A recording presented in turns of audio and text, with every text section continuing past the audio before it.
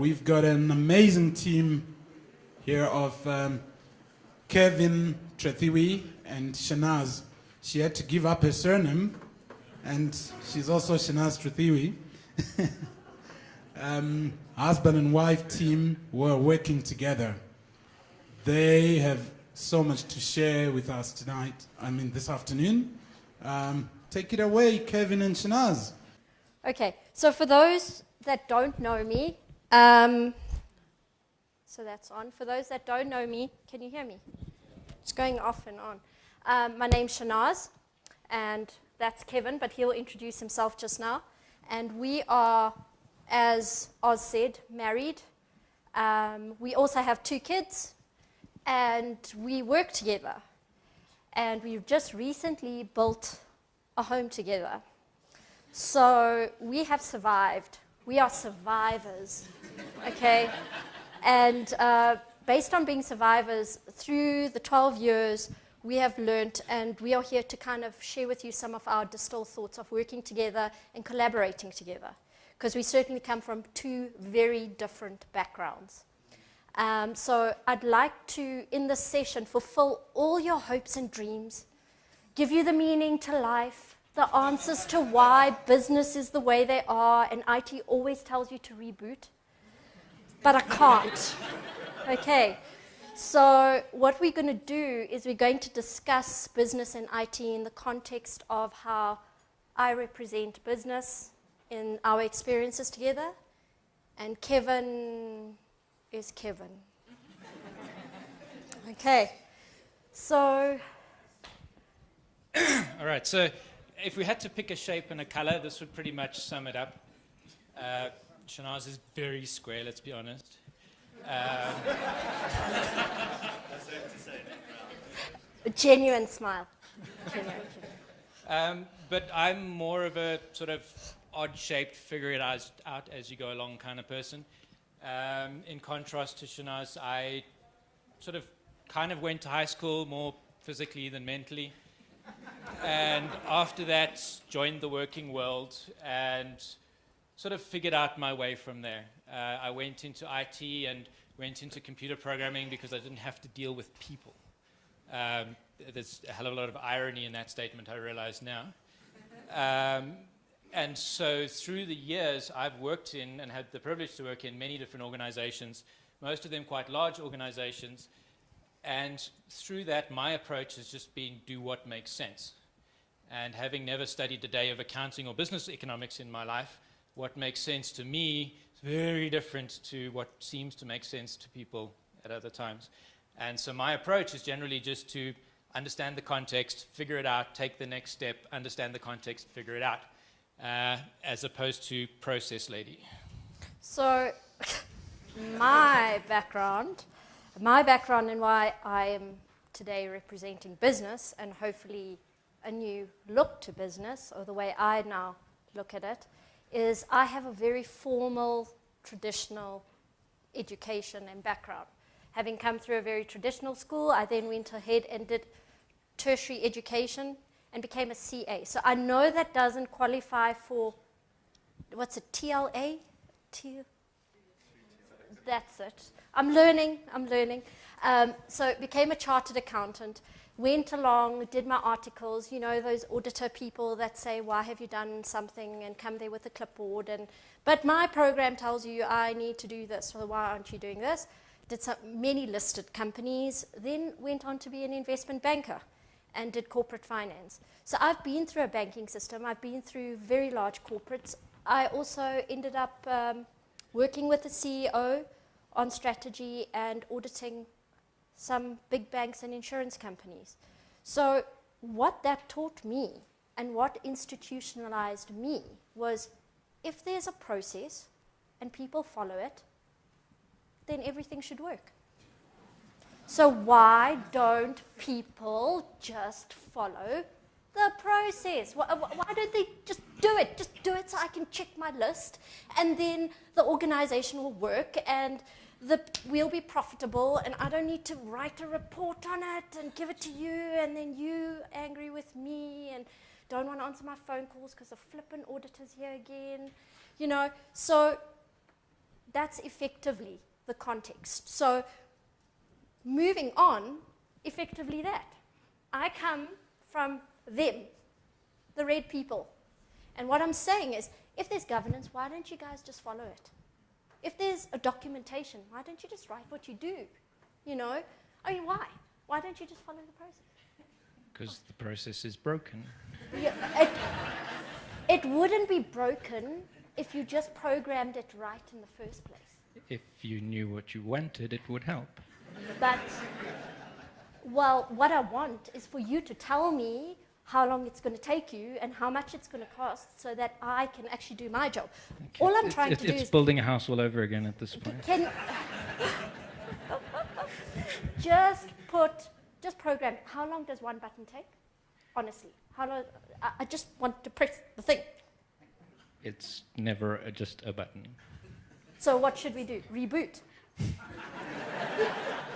Okay, so right now, that's effectively what we're encountering. That's the interaction that we see happening. That's the interaction I at least see happening. And what happens is in those interactions, what we encounter is that someone's going to say, oh my goodness, IT people. They're so close-minded.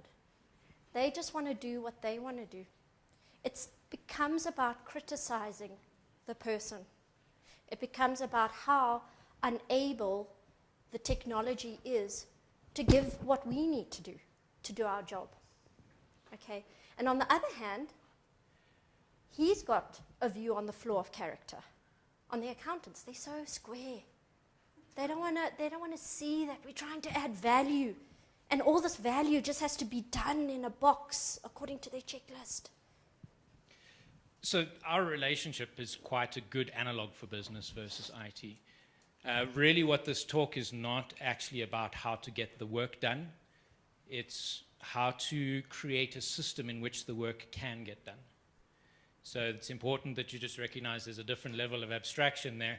We're not trying to talk about how do we mend a broken relationship. We're trying to take a look at the way we've figured out how to work together and try and model that and extract that into something that's useful, more applicable more broadly. And that's something that we've done successfully over the years, and that's kind of what this talk is about. So, do you want to go straight to the next model? Or you got yeah, so just to take away from all of that stress, the way through the years we've seen, and I'm just going to quickly use this flip chart. So if you guys at the back need to stand or whatever, just, you know, do what you need to. And really, I think when we speak, we'd like to have a dialogue with you. So if we're going along and there's something that we've said that you need clarification on, just wave us down. We'll rephrase it, put it there so you can carry on with us. And once we introduce some of the concepts, let's just have a chat about it instead of us speaking at you. Okay, so effectively, in our experience, if we went 10 years ago, the way I envisage business working is that you had a CEO, and he had all of his CFOs, CIOs, COOs, what other three letters do you get? Yeah, you know those guys. Anyway, and what happened is that these guys got together and said, okay, we're going to get together and we need to do something. So what they did is that they delegated and disseminated that information through the organization to people that had the faculties and the skills to do it. So in their minds, because they made a decision on what needed to be done, the message was, accountant, do it. IT guy, you do that. Marketing person, produce that logo.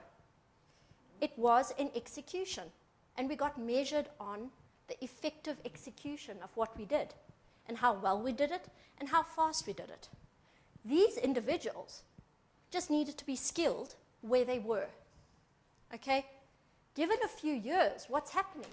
We're saying, I don't want to be a robot. I've got a mind. I want to be excited, invigorated, energized by what I do. I'm more than just a cog. So what happens is you have the CEO, and he's got all of his guys, the big C's, and they now have teams all these people that are empowered to go, well, here's the vision. Here it is. Why don't you go ahead and make it happen? Why don't you see what is within your skills, technologies, abilities to execute what this vision is? We're going to have our heads up while you guys have the ability and are empowered to execute. So that means faculty and skill to execute a single instruction is no longer what it should be. So business has changed. So rather now you have strata of cross-functional teams that think at a certain level. You have them thinking at a certain level. You have the next level that are thinking at how do we disseminate. You have the next cross-functional team that needs to work on executing it. It's no longer these silos. It's cross-functional people that are working together at different levels. So given that's the way we see how work is flowing, it brings us to the next model, which we kind of thought was a good way when the slide comes. It's called the personal agility model. Pam, my marriage counselor, that's what Pam, my marriage counselor, okay. So she has helped me through so much, 13 years later. Okay, so what this is effectively saying is change over time is inevitable, okay? So like with work, and when we're working in agile environments with our teams, organizations, we're talking about all of that. When we are at inception, if we had to do a waterfall approach, we would do all of this and say, okay, well, that's a product 2 years down the line, let's get what we want. But in actual fact, we are talking about interpersonal relationships here. We are talking about the contracts between people, not written contracts. Marriage, yes, I've signed my life away. But I'm talking about those implicit contracts we have to choose to be friends, to choose to be work colleagues, to choose to be in a relationship with someone. Those are implicit contracts. And so if we expect that at inception, that contract is going to be the same throughout the lifespan of that contract, we are living a fallacy. Because effectively, over time, the person that is immersed in that environment, like a fish in water, is going to be changing all the time to adapt to their environment. And invariably, you've got someone that is outside of that environment that is going to be visiting it, being intermittent contact. So they come back, but there's a gap because you've moved on. So what do you have? You have what we introduce, an interaction point. And there's that X, which is the gap. What are we doing? What is the ing? What are we doing to create that connection between the ongoing change and the intermittent contact? In business or in IT, you guys are developing. Business is saying, I've got a budget process. Budget happens every once a quarter. When I left you 3 months ago, that's what you said it was worth. 3 months later, I'm still on that page. But you've moved on because you've made iterative changes. So how do we bridge that gap? Do we actually believe that suddenly we're going to be on the same page? Not. Yes, can I help? Right. So I tend to, being on the IT side, kind of model these things a bit more abstractly. And how I tend to think of it is we get tripped up by static models of things. So when we meet somebody, we create a model of who they are, and that model never changes. That first impression just kind of lasts. And it's the same thing with teams and across organizations, is that we have a whole lot of static models so that we can understand things. And it's important to be able to understand them. But if your model is static, it's not representative of what's really happening, because there is nothing in the world that is actually static. Everything changes over time. So you need to actually shift to a flow-based model of seeing things. And that's what I like about this agility model, is that it recognizes the fact that people change over time, and it gives you some tools actually to deal with it. This is a different representation of it, sort of combining the square and the odd shape into how you would execute it. Yeah, so I don't think anyone in business or IT, being individuals, they all want to fight with each other the way you had the red them versus them. I think we all want to be on the same page. But what where people become unstuck, I believe, is on the how. So you've got that contract that I was speaking about, and you've got all of these individual expressions, which are, I want to develop a product, I want to feel empowered to do business the way I want, I want to have a sales department and earn commission. Why are we being constrained by all of these legalities? There are unfortunate facts in business. We need to report, we need to have financial reporting, we need to have that, we need to have all of these compliance things. Those are unfortunate facts. But outside of that, I think everyone wants to really work together. And it's Pam that helps to bridge those individual expressions of the how, of marrying, of marrying business and IT. And it's in the ing, it's in the doing. It isn't not just arriving at that point and saying, oh, we've got an interaction point, because when you've got so much information and so many interaction points, it needs to be an ongoing thing. That's the thing. I'm not telling you something that you don't already know or do. You do it. That sounded like too many do's and that do-do's.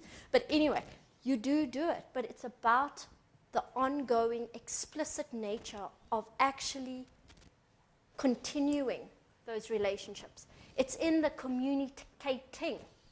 It's in the engaging. Are you divided or are you dedicated in your engagement with the people? Are you committing? Is there a cadence and do you follow through? Are you evaluating when you're catching up whether you actually can deliver on those needs the other party is talking about?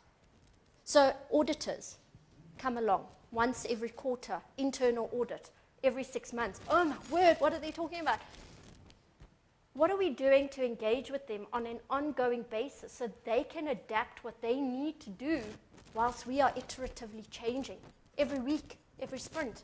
What are we consciously doing on an ongoing basis so that these two parties can interact in a collaborative way? So when it comes to enactment, I find this model particularly useful. I'm not going to go into the detail of explaining it right now, but the essence of it is that if you're in a highly networked world, which we are now, as contrasted to that previous siloed model, actually an interesting example I had from this weekend is I found an old newspaper from 1954 in the back of a picture that we're putting up at the house. And it's striking how different a newspaper from the 50s is to today. They had a report on a rugby game, and it was sort of almost literally how the game played out and then end of report. That's different to how a newspaper is today. When you pick it up, they just assume you watched the game, you know the score, and it's all about opinion. And so the way we are networked and the way we communicate today has been a fundamental shift. And if we're going to say everybody changes and all teams change and everything's moving, that's how do you cut through all of that clutter? And for us, the way you do it is by going up to needs. What is it that you actually need? And if you want to ask that at an individual level, it's quite a personal question, and you can start to get a handle on what your needs are. But a team exists for a particular reason. What need does that team satisfy? An auditor that's coming in is going to come in with a whole lot of practices and tools at the bottom there, and you can say to them, well, what's your need? How do we build a relationship and a contract around how we can interact and how we can create a good system, and then we can figure out the details later. So effectively, we're talking about negotiating the space between business and IT because we're looking at its silos. And what we're saying is actually, if you are an agile individual and internalize that, an agile, cross-collaborative organization will naturally emerge from that. And said in the opposite, how could you ever have agile teams or an agile organization if you don't have agile people? And if the relationships in it aren't agile as well. Agility is something that will emerge from that. You can't just slap processes and tools on a static model of the world and expect agility to happen magically. So we see work. We see work in an agile way. But we need to start internalizing agility as an individual, whatever our faculty or skill is. And it is in that suddenly you realize that the concept of business, the concept of IT, the concept of whatever silo or container you want to name it in an organization is not really relevant anymore. It's no longer a useful way of interacting or terming or naming the other individual or the person that you are working with. They effectively are fulfilling their need, which they are iteratively adapting to. And because business and information flows at such a different rate and in so many different mediums, and we are expected to perform to those empowered roles that we almost enter our organizations with, we need to ensure that we are internalizing this personal agility. Okay. There's more I can add to that, but essentially the point we want to get to is if everybody's rather asking this question, you can get to a point where there's an us instead of a them versus them. That's purple, by the way, you know, like red and plus blue. And Worked on my machine. okay. And so at this point in time, we've spoken at you quite a bit, but we're happy to... To summarize, Pam plus spine equals awesome. Any questions? Any questions? Just go back to the previous slide, please, if you don't mind. So why is the one actor talking, the other one's thinking the whole time? Because IT people don't chat too much. So no, let me talk directly to that. I mean, Yeah. I'm an introvert, and yet I'm standing up here and doing a talk, and I was terrified beforehand, but it's a skill you can learn. And so this misnomer of the stereotype of a guy who wants to sit in a dark corner and code, yeah, I like doing that as well, but we need to learn some other set of skills, some communication skills, some ways of sharing. And what I said earlier about going into software because I don't have to deal with people, software is all about people. And it took me 12 years to learn that. And you can learn it. And numbers, when you look at it, when a person outside of the system looks at it, says these numbers are meant to represent what all of those people have worked towards.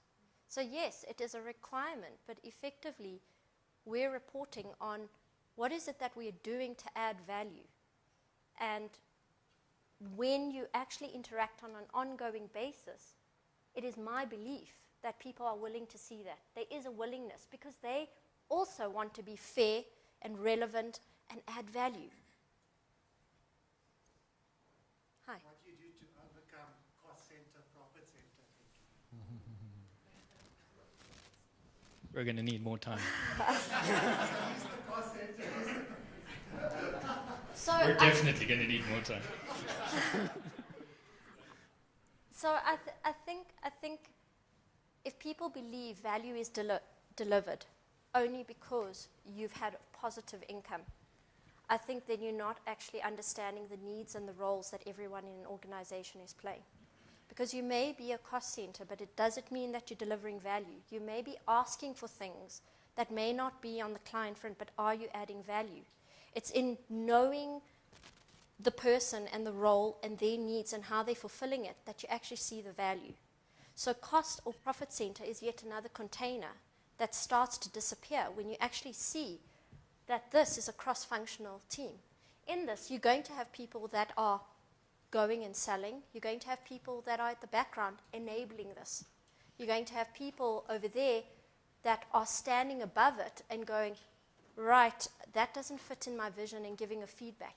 It is a feedback loop that you have to create and create a cadence on and evaluate whether those are meeting your needs. So evaluating, is this cost center relevant, or evaluating, is us punting profit what we need? So I've sat with an executive within the last month, and he said to me, this is not a playground, it was a bank. We have many multi-year projects, they're compliance projects. I have to know how much it's going to cost. We have to plan 18 months out. We're professionals, we have to be able to do that. And as he describes it, it's a completely rational, sound argument. That is his reality. And then you go speak to the developers, and they say, the system is complicated. There's a whole lot of technical debt, a whole lot of failure demand. We cannot accurately estimate. It is not possible. And they are also completely rational and doing the best that they can and completely right. And so if both of these are right, you have to go up a level on that spine model and say, well, what do you actually need? You don't need 18-month budgets. 18 months is a want. What is it satisfying? It's risk management. Okay, cool. Well, what is the risk? How do we manage the risk? And then you go up to a level of agreement at that need, and then you come back down again and figure out how can both parties meet each other's needs in a realistic way. Well, because it is possible to do. well, information is just coming from a need for relevance. And information is decision-making tools. That's what people want. They want to be able to make a responsible decision. And provided the information is reflective of the environment that you're in, you are going to be making responsible decisions.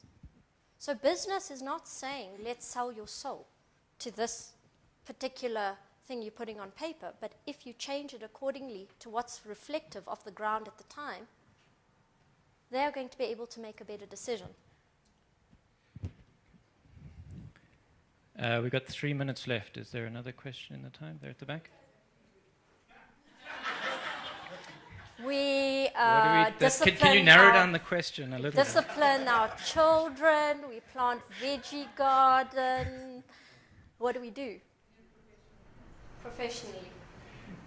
So through my work in software, I've looked at how can I be better, how can I be more effective, and that became looking at teams, how can they be more effective, and then started Driven 8 years ago. I don't want to turn this into a pitch for Driven, but essentially through constantly asking that question, how can it be better, it started pulling in more than just software across teams and then teams of teams, and then looking at how does value actually flow through an organization, getting into lean and complexity and queuing theory. And so basically we sit with people and help them figure out how their work works and how that can be improved. So yeah, at the moment we're busy working with some people in a finance environment. That's one of the few places we've engaged. Our collaboration is on the actual running of Driven, but we do coach together. So I'm passionate about how. Whatever you do as an individual, in business, in IT, what is the how? How do we work together? How do we understand each other? So in Driven, we work together talking. Kevin may go out in the front. I'm a cost center, by the way. So, but I'm relevant. So until 5 o'clock and then it switches.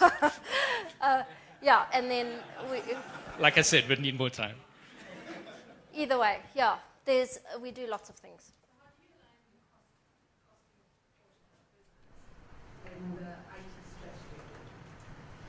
It's a company strategy, and within that, people can have expressions. As long as those are clearly and openly communicated, are in line with the values and the needs of everyone else, then we then manage it accordingly. So if you have a program and you need a budget for that, let's start at a point, and then as those needs change, we see whether at that point it's a priority and change the provisioning for that as it goes along. So Driven is 12 people, and we're a fundamentally different organization to most others. So you're asking in the context of the clients that we work with, or in Driven specifically? No, in clients that you work with. How do you align the two? And you have projects that are running cross business units, and then we as IT need to now... Can I give you my honest answer?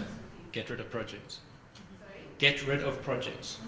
But that's a big, scary answer that you can't just do on a day basis. It's the batch size of project is typically too large, and it causes a lot of pain. Well, so if you can shift to an environment where you could have a more continuous delivery approach, a lot of the pain goes away. So there are ways to make projects less painful, but the most least painful way is just to actually move to a continuous flow model.